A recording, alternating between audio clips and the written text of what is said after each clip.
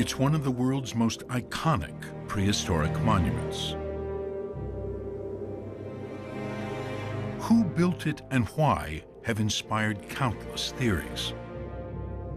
Was it an ancient cathedral or burial place, or even a Stone Age observatory or computer? There's been so much written about Stonehenge.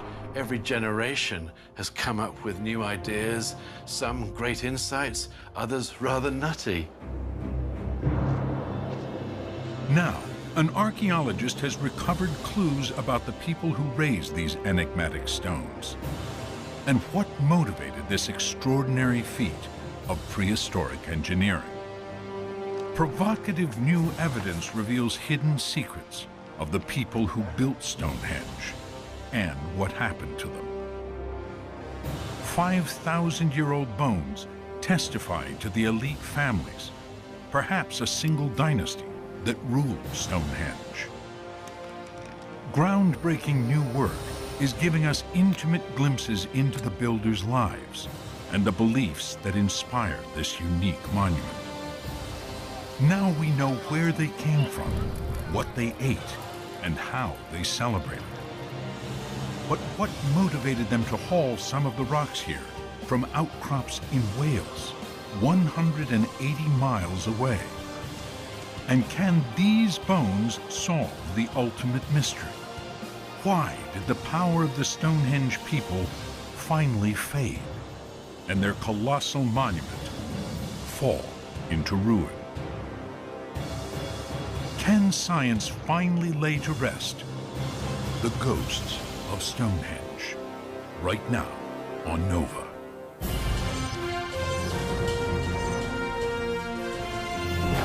Major funding for Nova is provided by the following.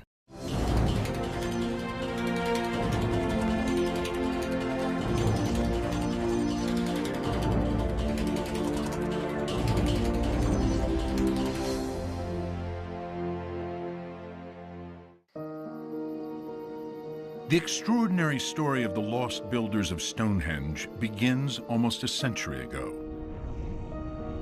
A team led by archaeologist William Hawley was digging at Britain's most famous prehistoric monument when they uncovered an outer ring of pits. Digging into them, they found burned fragments of human bones. Hawley dug up lots of cremation burials at Stonehenge, but he didn't know what to do with them. So they were left with his assistant, put into sandbags, and his assistant buried them in 1935.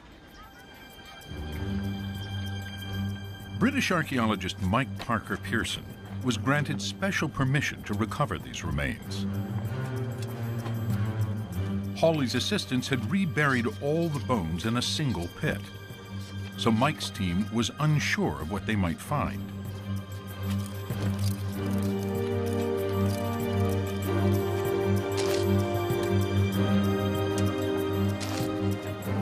I think we've just got to very carefully loosen the soil bit by bit. Is it desperately uncomfortable? Yeah, it is quite. So we're just going to take it in turns and do as long as each of us can stand. Till the blood rushes to your head and you start to feel faint. That's already happened. One clue was an entry in the assistant's notebook that the remains had been reburied under a plaque. So as we dug down into the pit, we came to a layer with a lead plaque. And Hawley's assistant had had it inscribed to say, "Here are the bones of the people of Stonehenge." Oh, crikey, look Well, at that's that. a lot of bone. But what was beneath the plaque was a crushing disappointment. I think we were all hoping that the two men who buried these bones for posterity would actually put them in decent containers. But all we're really looking at is very loose cremated bone. I was hoping it was going to be easy, but this is the worst-case scenario. The remains from all the different pits were hopelessly intermingled. We were really hoping that he was going to have put them all individually within the pit, but they were all mixed together. We realized that we were looking at a great mass of mixed up material. This was going to be a very long and difficult job to disentangle all the different fragments. With painstaking care, they transferred the jumbled bones to their lab to begin the arduous process of sorting through some 50,000 fragments. Meanwhile, Mike took a closer look at the pit itself and found evidence that indicated a surprising new chapter in the story of Stonehenge. That story begins 5,000 years ago, before Egypt built its pyramids. It was Britain's Stone Age, when a flourishing agricultural society, despite having no modern technology, managed a marvel of ancient engineering. A circular ditch and bank surround the enormous stones. Upright pillars tower over 20 feet and weigh at least 40 tons. Horizontal slabs called lintels form huge archways. All these giants are made of sarsen, a local sandstone harder than granite. Yet they were carved and fitted like woodwork. Uprights were tapered and topped with knobs. These fit hollows on the bottoms of lintels. Curved lintels, joined by tongue and groove, formed a nearly perfect circle. And despite a slight slope, this ring of lintels was level to within inches. The sarsens dominate Stonehenge, but nestled among them are smaller stones, no less remarkable. Geologists determined these are bluestones, transported here from Wales, 180 miles away. So who built Stonehenge? The identity of the builders has always been a mystery. Will the bones that Mike Parker Pearson's team has found in the burial pit help solve it? After removing the bones, they find a clue at the bottom of the pit. What we have here is an area that's really quite smooth and flat, but it's got lots of crunched up pieces in it, whereas around it we have this blocky type of chalk. The chalk at the bottom of the pit appears to have been under pressure from something extremely heavy. Perhaps the base of the stone.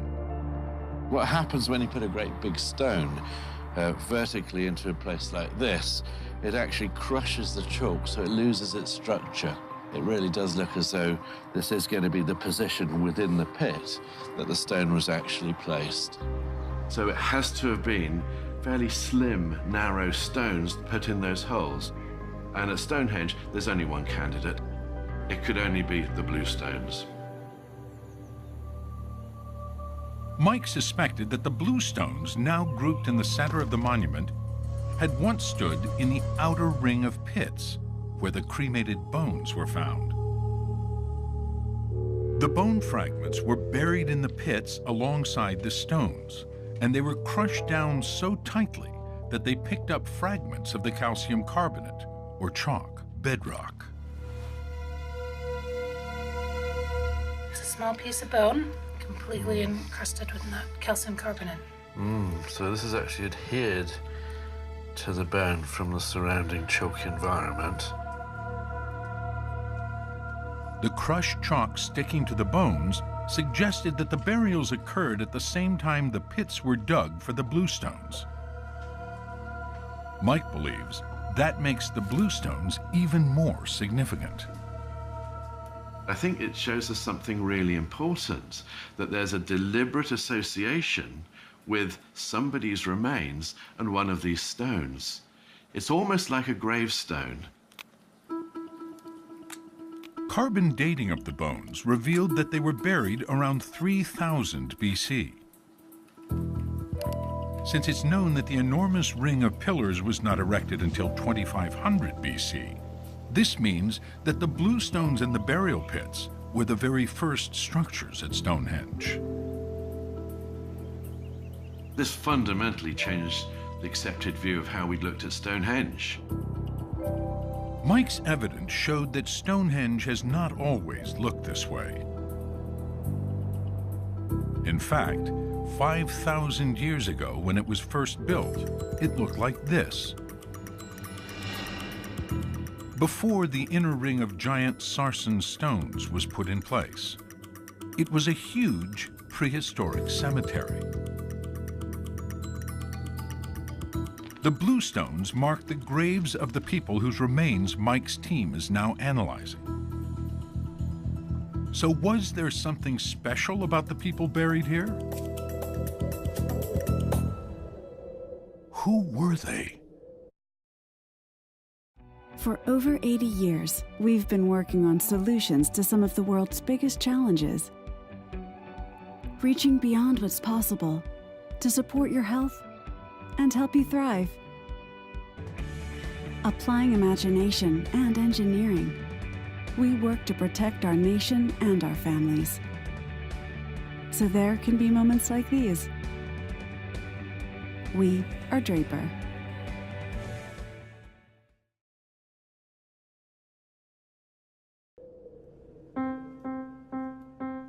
With the bone fragments laid out in the lab, Mike and his team can begin their analysis.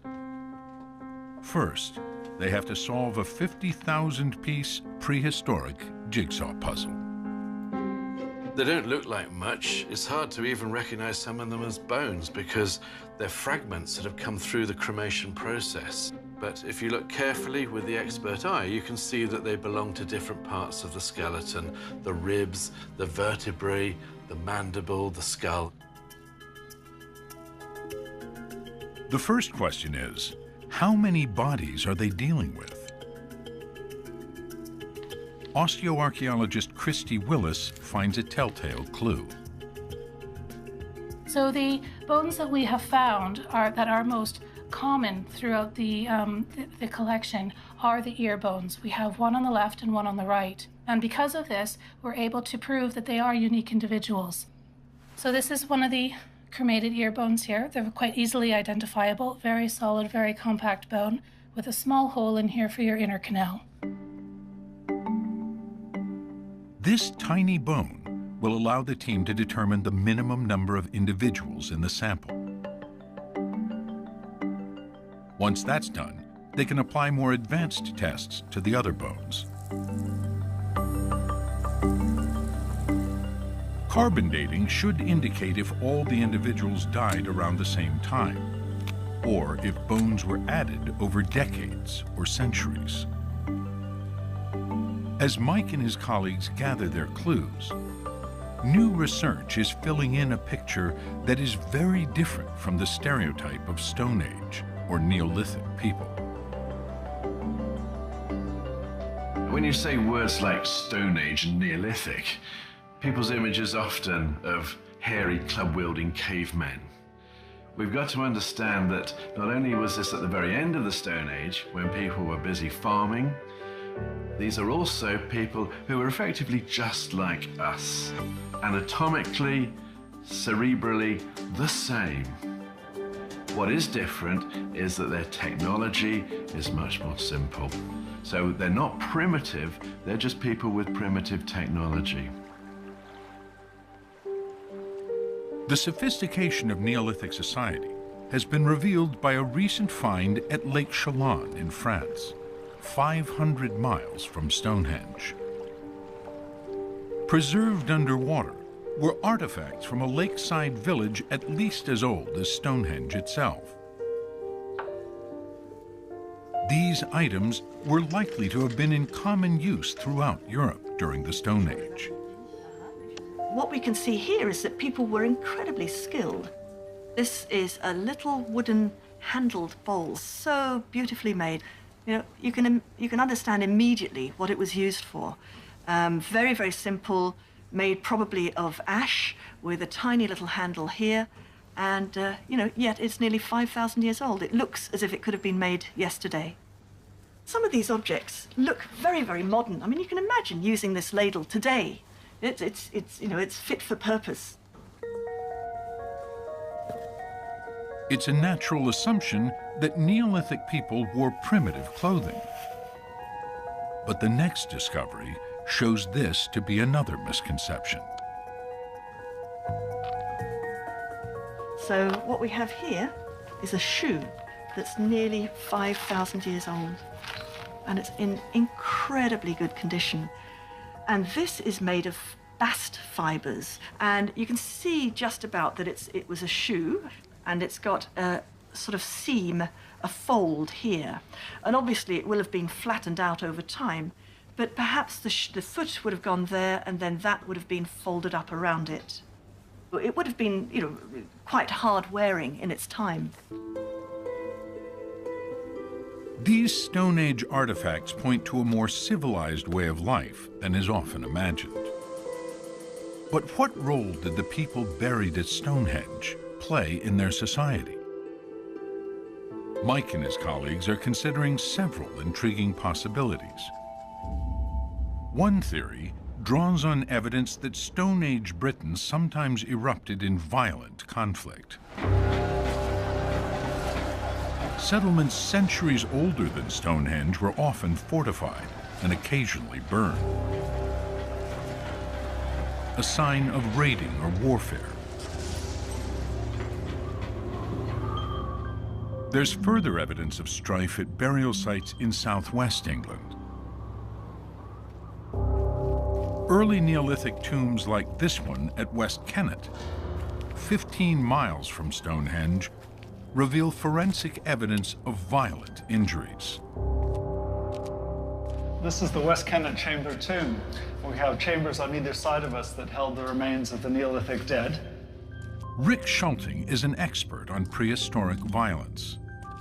Well, most of the human skeletal remains that we have from the Neolithic come from long barrows like this. These were the communal burial places of the dead. So this is the kind of evidence we have to look at. And sometimes we do find evidence for unhealed injuries. So we have a massive, it's just a replica, but we have a massive hole to the head here that shows no evidence of healing. And we do find injuries like this from this period. While such injuries could be from domestic violence, clusters of arrowheads at several sites indicate warfare.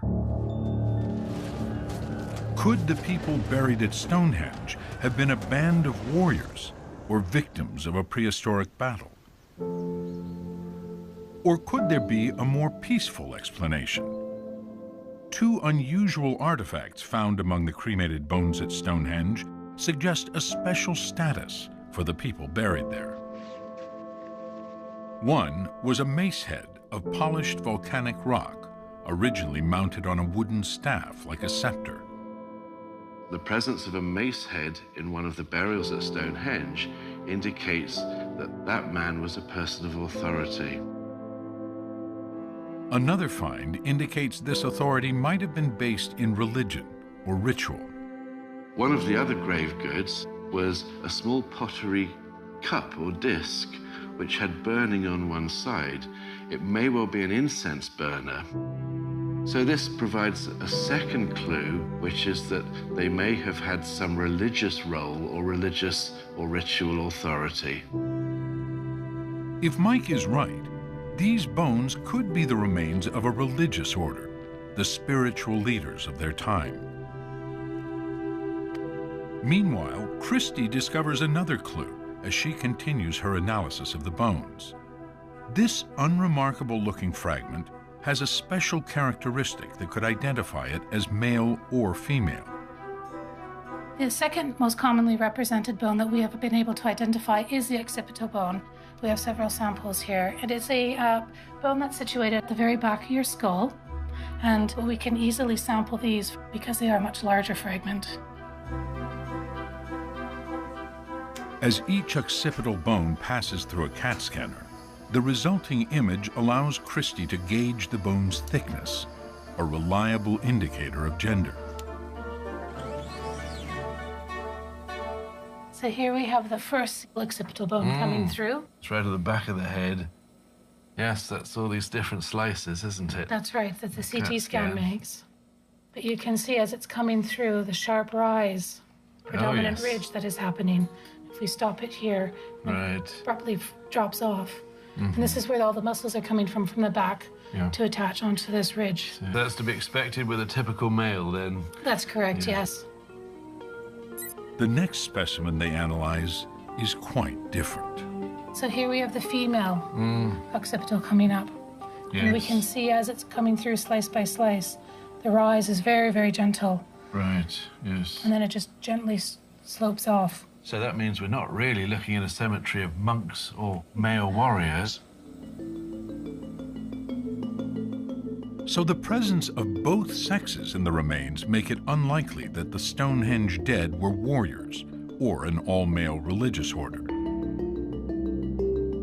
It's difficult to be utterly categorical, but as a generalization, it's unusual to find religious orders where you've got men and women together, or for example, warrior battalions where you've got men and women together. The mix of sexes would suggest that those are unlikely scenarios. So who might the Stonehenge dead be? The tests on the bones are coming to an end. Some 27 individuals have been recovered from the fragments. Mostly adult men and women, but also 5 children. If not a religious order or warriors, who were they? What I think we might be looking at is a community, men, women, and children, from some sort of special selection process. You could use the word aristocracy, an elite. Radiocarbon dating tests offer a final clue, showing that these families were not all cremated and buried at the same time, but over 5 centuries, between 3000 and 2500 BC. If Mike is right, they were members of elite families, perhaps even a single dynasty that ruled over Stonehenge in its earliest stages. After cremation, their graves were marked by the ring of bluestones. But why here? Is there anything special about Stonehenge's location, a windswept slope on Salisbury Plain, that could explain why these elite families were commemorated here so elaborately? For over 80 years, we've been working on solutions to some of the world's biggest challenges. Reaching beyond what's possible to support your health and help you thrive. Applying imagination and engineering, we work to protect our nation and our families. So there can be moments like these. We are Draper.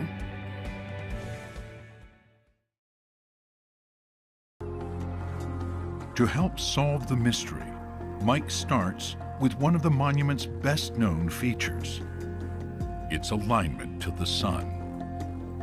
Looking at this model, you can get a real sense of why Stonehenge has been one of the most debated monuments of the ancient world. It's a massive, great edifice. And of course, the other important aspect is its solstice alignments. So in the one direction, we are aligned on the midsummer sunrise, and 180 degrees in the opposite direction, the sun setting. Visitors to Stonehenge can see that the ring is arranged so its center line points in the direction where the sun rises at the summer solstice and sets at the winter solstice, the longest and shortest days of the year. The solstices were significant because this was a means of timekeeping. They define important moments in the solar cycle, and particularly at midwinter, the transition from the old year to the new. Throughout the Neolithic period, the 4th and 3rd millennia BC, there are monuments which have orientations towards either sunrise or sunset on midwinter solstice.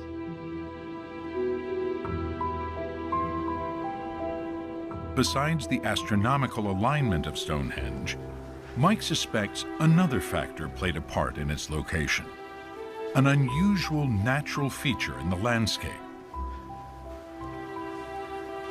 The evidence comes from the remains of an ancient avenue leading to the monument. This is the Stonehenge Avenue, the processional route into Stonehenge, and it consists of a ditch on either side and a bank, and there's another bank that runs parallel with it. The avenue's twin banks and ditches are now eroded and best seen from the air. Originally, this processional route led from the local river nearly 2 miles away to the site of Stonehenge. A curious natural feature which was here long before Stonehenge may explain its origin. The archaeology team found that a pair of deep, narrow channels caused by water freezing and thawing during the Ice Age ran in parallel across the ancient landscape. These straight lines may have seemed significant to Neolithic people, since they appeared to point in the direction of the solstice sunrise and sunset. By an extraordinary cosmological coincidence, this alignment in that direction is towards the midwinter solstice sunset, so this must have seemed like an extraordinary message from the gods. It may well have possibly been the center of their universe.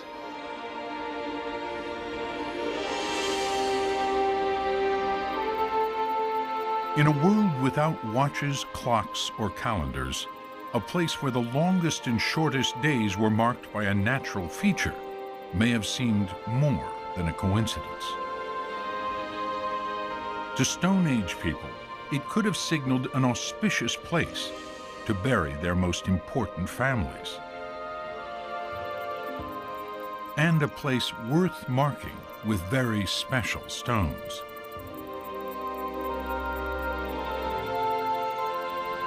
The bluestones that stood in the burial pits are unlike any of the rocks in the local geology. So where did they come from? Recent evidence indicates an exact geological match in only one spot in Britain. In West Wales, 180 miles from Stonehenge. Here, there are natural outcrops of bluestone.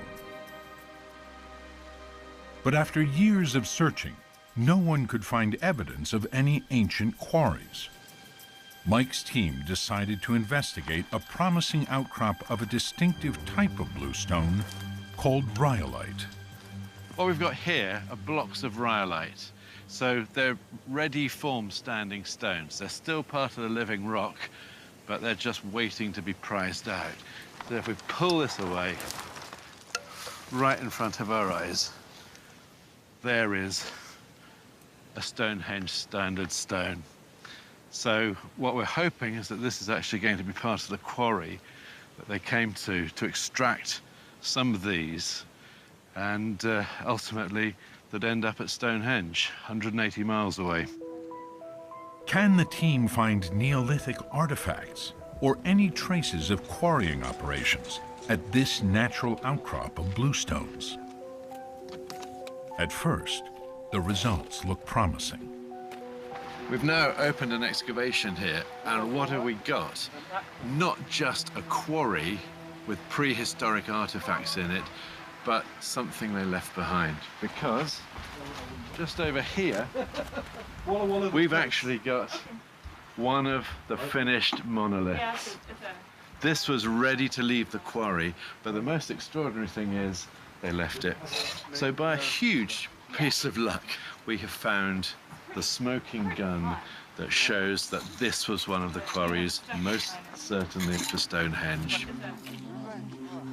Disappointingly, most of the possible traces of quarrying here turned out to date to many centuries after Stonehenge. Yet geological evidence still points strongly to this outcrop as the source of some Stonehenge bluestones, and to other outcrops in this small area of West Wales for most of the rest. That poses an even bigger puzzle. How did prehistoric people transport about 80 two-ton blocks all the way to Stonehenge, 180 miles away, long before the invention of the wheel? It's a mystery that has led to many colorful theories. People get immensely excited about all the possibilities of how those stones made it from Wales to Stonehenge, because it's so far. It's well over 100 miles. Some have thought, well, this just isn't humanly possible given the technology of the age. It must have been space aliens.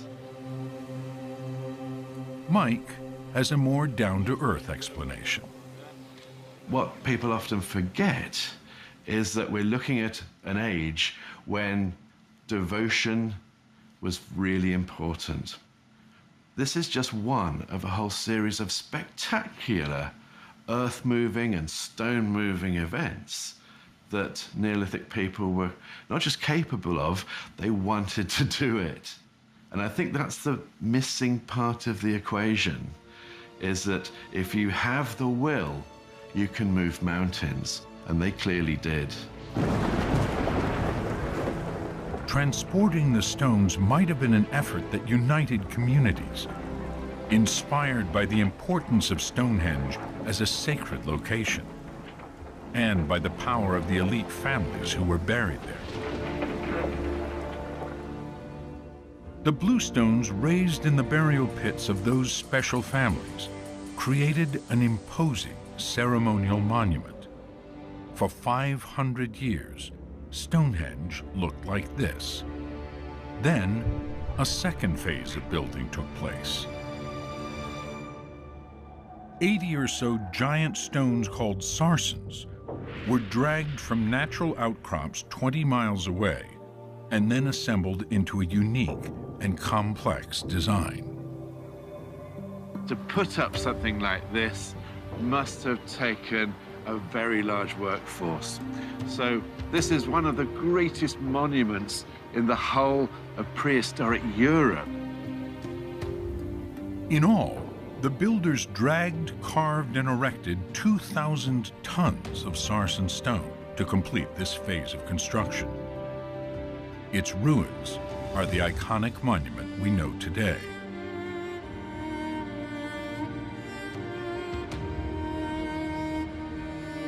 Many questions remain, not only about how the Stone Age builders pulled off this colossal engineering feat, but how did they work and live here? And what did this massive new monument mean to them? Less than 2 miles from Stonehenge, at a site called Durrington Walls, Mike and his team discovered a huge village dating to the same period as the Sarsen Circle. They found traces of wooden houses and vast amounts of animal bones and pottery. It's the largest Stone Age settlement ever discovered in Northwest Europe. Some of the thousands of animal bones found there have been taken into the lab. They're mostly pig and cattle bones, and there are hints they were consumed at feasts held at a specific time of year. Pig teeth erupt, which means they come through the jaw and out into the mouth at specific times during the animal's life. So by looking at which teeth are erupted, we can start to determine how old the animal was when it died. We can then work out that they were killed first winter of their lives. Analysis of the teeth shows that after a spring birth, most of the livestock was slaughtered around midwinter.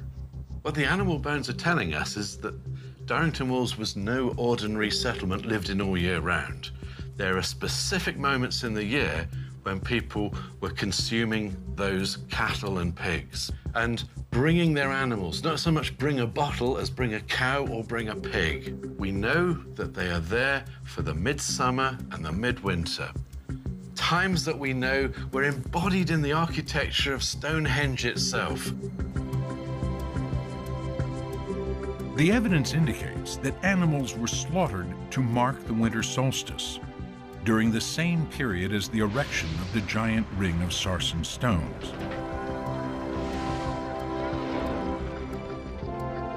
So could the site at Durrington be the remains of a camp for the laborers who built Stonehenge?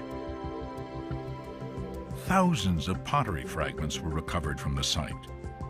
These, too, are now in the lab, where the team extracts microscopic traces of prehistoric meals. It's only recently that people have really started to think about what pots were actually used for. And that's because we have new methods of analysis that allows us to get out the foods that have absorbed into the ceramic surface during its use. Geochemist Oliver Craig borrows methods used to analyze the nutritional content of our food today to discover what people at Stonehenge were eating 4,500 years ago. So when you see a packet of crisps, you see the amount of fat that's written on the side, for example. How they've decided that, how they determine that, is exactly the same method we use to analyse these pots. And these are the actual ranges based on authentic products that we know are pig or beef or a dairy fat. And what you can see here, these little blue dots. So each of these is a separate molecule that was deposited on the pot during its use. Boiled beef, barbecue pork. What's interesting is that this shows a contrast with their everyday life. This is going to a huge, great party, a massive feast, and eating yourself silly. The debris we found, they were throwing away entire racks of ribs. They hadn't even bothered to chew each one individually. The evidence from the animal bones and pots suggests feasting on a completely different scale than the everyday prehistoric diet. Could the winter revelers have indulged in fermented beverages, too? We can find all sorts of other traces in those residues. So whether there's been milk in there or various types of meat, but alcohol itself leaves no trace. All we can say is we would expect them to have a thorough knowledge of the properties of yeast because of 1,000 years of working with cereals. So I would hope that for their sakes, they're actually fermenting alcohol. It's a vivid picture of feasting on an epic scale.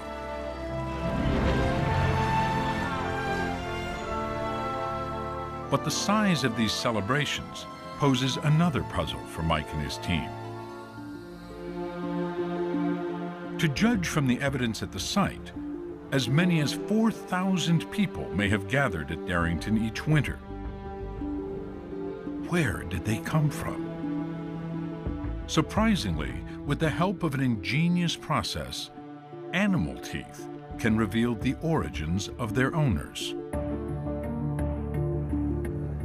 Teeth are very important to us because they incorporate elements that can tell us something about an animal's diet. Now, the first thing we have to do is we take the tooth out and we clean off the surfaces and we cut a section out of the tooth. And then with these large teeth, in fact, we then cut a very small fragment out of the tooth. And this is the kind of sample that we'd actually work on. It's a tiny little piece of clean enamel. What we do with that is we dissolve it up in a chemistry laboratory, and then we're able to separate the strontium from all the other elements in that tooth that we don't want. So when we as archaeologists come to look at the composition of the teeth, we can use the isotope composition of the strontium to tell us something about where the animal spent the time during which its teeth were formed. Isotopes are different forms of chemical elements. Elements like strontium take on different forms depending on their atomic structure. Different regions have distinctive ratios of these isotopes, which get into the teeth and bones of animals and people living there. By analyzing the mix, scientists can tell where the livestock and their owners came from. So that's the strontium isotope map of Britain? Yes, and this shows the different isotope compositions of strontium that you'll find across Britain. So Darrington Walls is here, isn't it, on the blue? Yes, on the pale blue. So any animal that was grazed in that area or that's chalk, isn't chalk, it, the blue? Yes. Or nearby. We'd expect green and blue for the majority of our animals, absolutely. wouldn't we? But if we bring up the Darrington Walls data, you'll see. Yes. Look at all these oranges and reds. So where do you think they come from? Well, they have to come from further afield. If we look at this map, the area that can provide those sort of values is predominantly Scotland. And that's because the very old rocks in Scotland generate these high values. That's the other end of the country. Yes, it from is. Stonehenge. That is really quite extraordinary. Yes, yes. The isotope map reveals a striking fact. People were coming from all over Britain to work and feast at Stonehenge.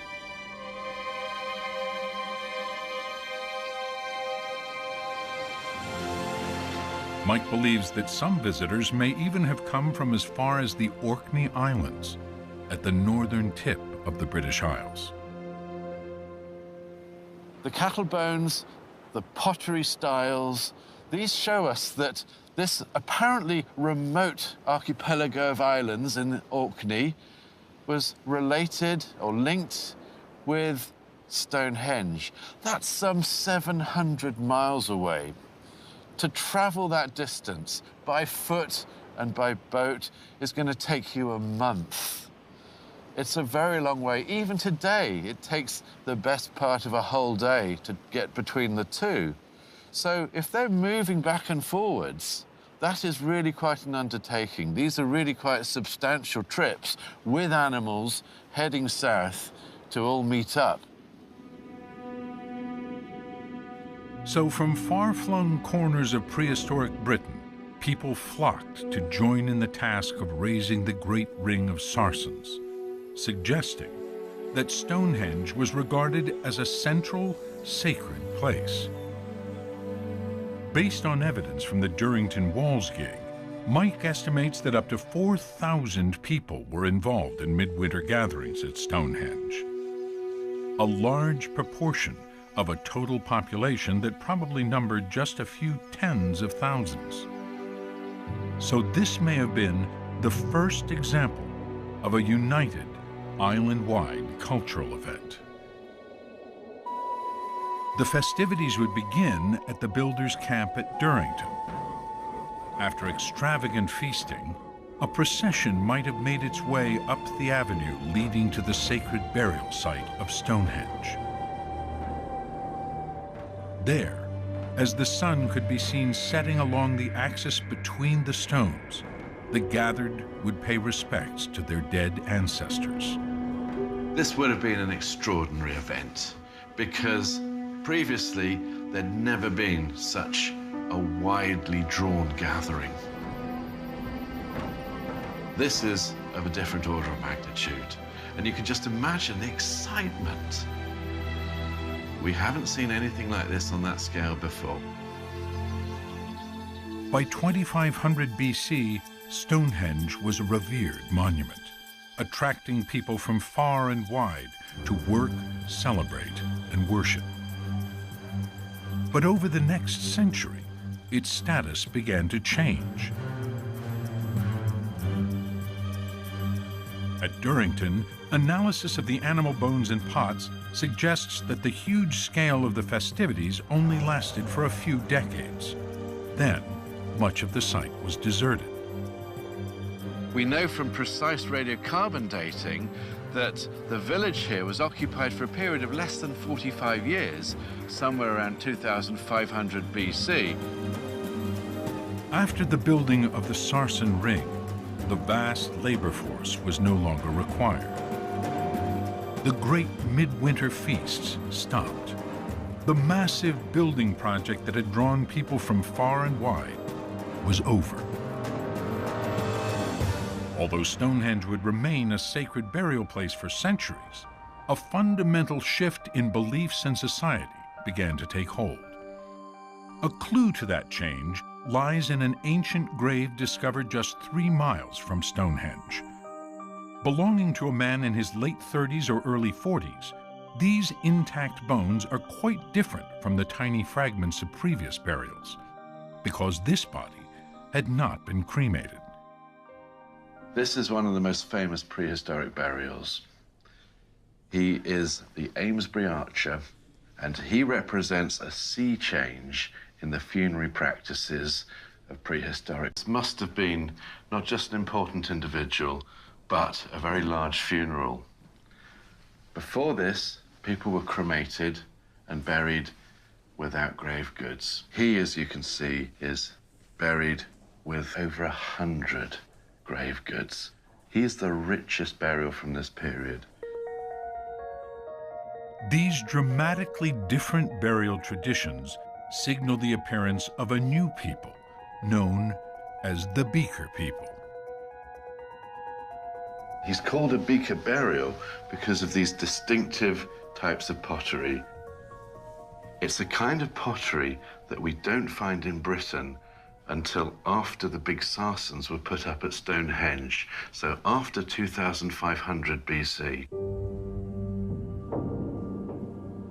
Many of the wealthiest Beaker people burials cluster around the monument, but there was a major change in the way they honored their dead.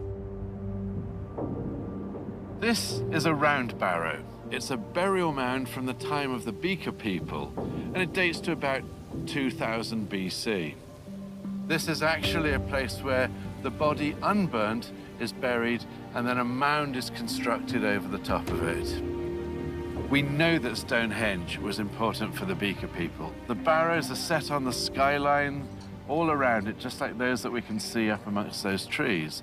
So they're a visible testament to the significance that Stonehenge had for them hundreds of years after it was built. But the Beaker people treated their dead very differently than their predecessors. In the earlier period at Stonehenge, bodies were cremated and then buried together in the ring of pits that held the bluestones, with no greater emphasis on one grave than another. But the Beaker people followed entirely new traditions. Unlike the 63 cremations from Stonehenge, who are buried within one single monument, this will have been built initially for one person. So who were these people who buried their dead one by one in single graves? Where did they come from?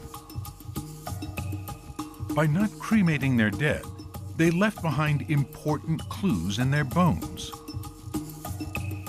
Burning destroys any chemical traces that can be used to pinpoint origins. But many Beaker bones and teeth remain intact. In one of the largest ever studies of prehistoric remains, archaeologists were able to identify chemical traces in nearly 300 Beaker bodies from many different regions of Britain.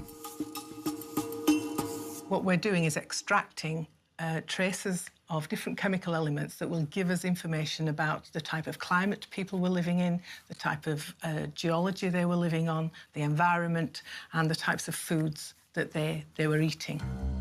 And with all that evidence, we can then reconstruct their environment.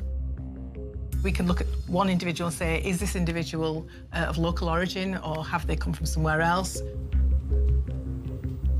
The results were surprising. Starting with the Amesbury Archer. The Amesbury Archer is very unusual within our group of over 300 individuals within Britain. His results show that he grew up in a cold and continental climate.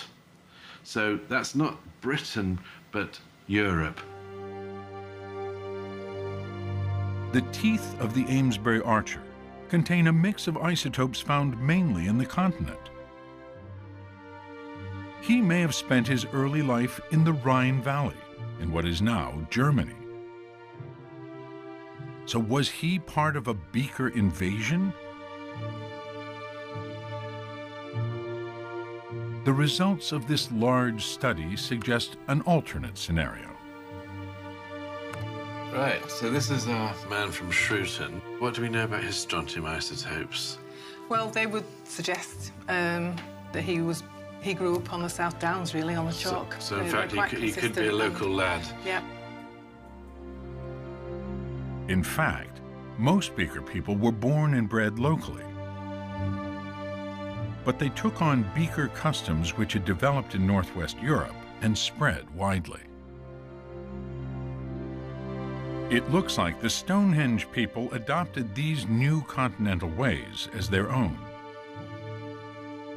So why did the new beliefs and practices of beaker culture make them turn their back on the age-old traditions represented by Stonehenge?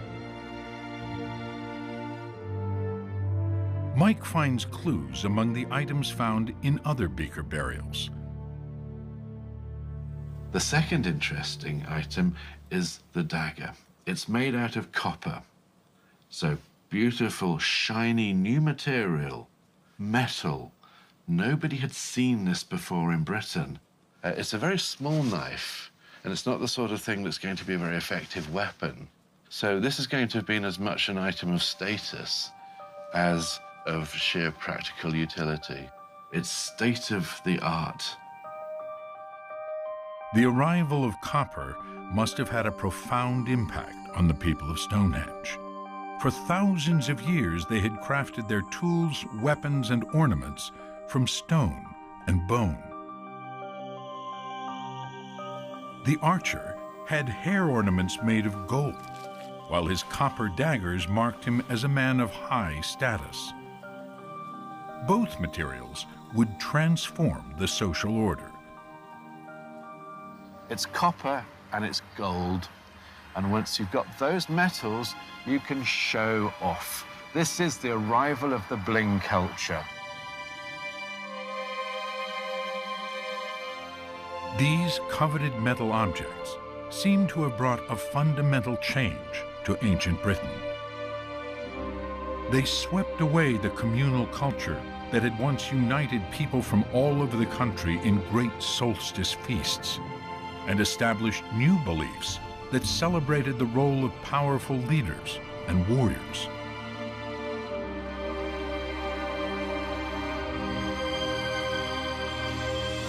The arrival of the beaker people put an end to the Stone Age and would usher in the Bronze Age, an age that in many lands would give rise to myths of heroic kings and warriors.